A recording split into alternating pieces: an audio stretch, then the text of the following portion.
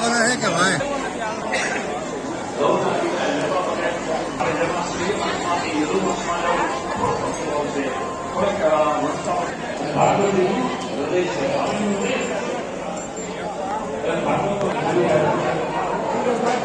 શું કહેશું આજે કઈ રીતે સુવાગ્યા પરિવારમાં સપ્તાહની ઉજવણી છે ને કઈ રીતનું આયોજન છે, શું કહેશો? આજ રોજ લેવા પટેલ સમાજની અંદર રમેશભાઈ સુવાગ્યા પરિવાર આયોજિત ભાગવત સપ્તાહમાં ચોથા દિવસે આજે કૃષ્ણ જન્મોત્સવ ઉજવાઈ રહ્યો છે.